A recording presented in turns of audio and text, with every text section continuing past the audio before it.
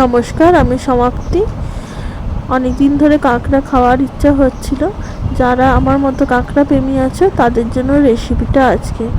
তো প্রথমে কাঁকড়াটাকে ভালো করে ধুয়ে নিয়ে দাঁড়গুলোকে ভেঙে নিয়ে এটাকে নুন আর হলুদ মিশিয়ে তেলের মধ্যে ভেজে নিতে হবে।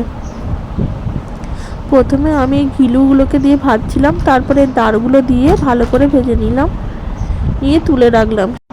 এবার অল্প একটু তেল দিয়ে তার মধ্যে গোটা জিরে ফোড়ন আর শুকনো লঙ্কা ফোড়ন দিয়ে আমি পেঁয়াজটা দিয়ে দিলাম।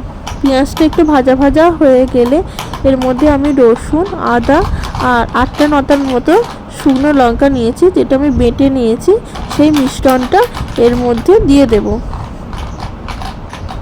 একটু ঝাল ঝাল হলে খেতে ভালো লাগে।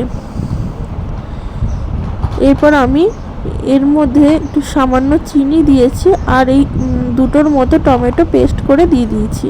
মশলার মধ্যে এখানে নুন, হলুদ, জিরে গুঁড়ো, ধনে গুঁড়ো আর এখানে রয়েছে কাশ্মীরি রেড চিলি পাউডার, যেটা কালারের জন্য দিয়েছি। ভালো করে কষানো হয়ে গেলে আমি কাঁকড়াটা দিয়ে দেব, ভাজা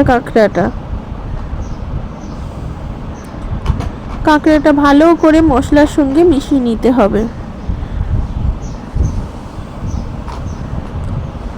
এরপর ঢাকা দিতে হবে। যখন এটা মোটামুটি রান্না হয়ে যাবে, একটু টমেটো সস এর মধ্যে দিয়ে দিলাম। টমেটো সস দিলে খেতে হেভি লাগে। আর নামানোর আগে একটু গরম মশলা ছড়িয়ে দিলাম। দুর্দান্ত স্বাদের এই কাঁকড়া রেসিপি তোমরাও বাড়িতে বানাতে পারো। আমার এই রেসিপিটা দেখে কার জিভে জল এসেছে কমেন্ট বক্সে অবশ্যই জানিও।